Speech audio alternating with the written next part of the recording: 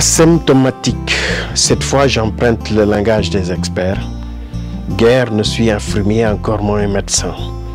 Je sais que je choper le virus ruine la santé. Mais ma plume n'est pas contaminée par le virus. J'ai fait le test, il est revenu positif. Mais pour les symptômes, c'est plutôt négatif. Mon corps, dit-on, a généré des anticorps. La virulence du virus est amoindrie par ces soldats.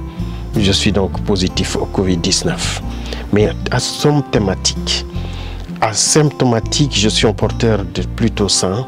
J'ai besoin d'un suivi et de 12 doses vaccinales.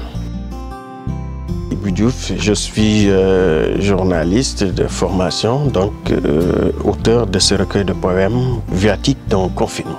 Et c'est mon deuxième ouvrage, j'allais dire, après l'essai que j'avais publié donc sur la télévision. J'avoue que j'ai grandi dans l'univers du livre, donc j'ai appris à écrire, à lire, à me familiariser davantage avec les grands auteurs. Je suis également au Desk Culture, ce qui me donne l'opportunité de côtoyer pas mal d'écrivains. Vous l'avez compris, je suis souvent aux Harmattan pour prendre rendez-vous avec vos auteurs et animer également cette rubrique littéraire de la télévision Futur Média qu'on appelle les bonnes feuilles de la rédaction.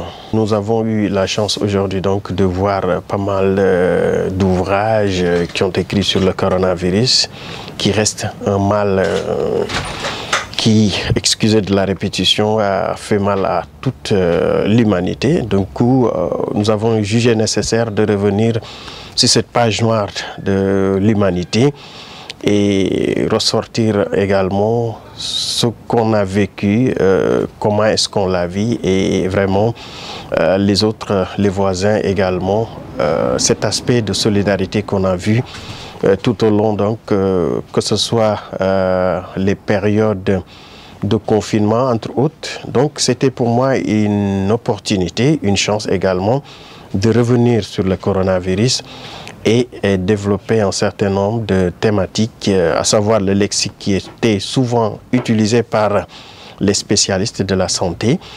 Donc, si vous parcourez l'ouvrage, vous allez vous rendre compte qu'il y a beaucoup de termes, j'allais dire, médico-sociaux qui ont été utilisés par ces professionnels pour faire comprendre à l'opinion internationale ce qu'était donc le coronavirus. Nous avons voulu donc partager ce que nous avons vécu à travers 51 poèmes et que nous avons acclamé, donc à savoir le couvre-feu, le télétravail, la solitude par exemple, la mélancolie. On avait également eu cette opportunité de rendre un vibrant hommage à tous ces professionnels donc, de la santé. Je pense que c'était important, mais également à d'autres professionnels, à savoir ceux des médias qui ont contribué à la vulgarisation et qui ont soutenu tous ces professionnels de la santé à sensibiliser davantage pour permettre à l'opinion de pouvoir se prévenir